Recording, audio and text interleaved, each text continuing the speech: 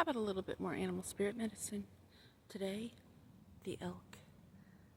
Stable, resilient, headstrong, the father. It's my dad's birthday today, October 10th, 1998. Stable, resilient, headstrong, the father. What happens when that fails? What happens when we fail our fathers? The great elk represents the earth element in its masculine form.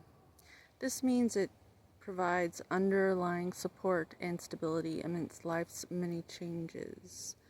An elk personality, whether male or female, is fully established in themselves and knows their core values. They become known and respected for acting in ways that uphold those values, which seems really odd to those who don't do that.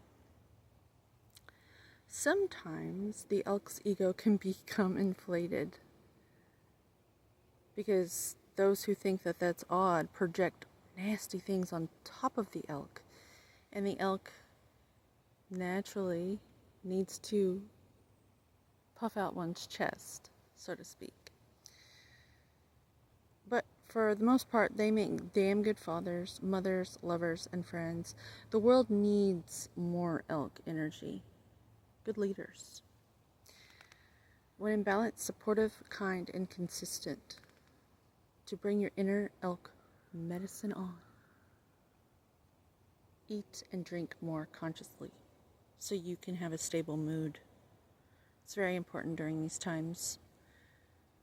Keep that blood sugar regulated and you'd be amazed. It solves everything.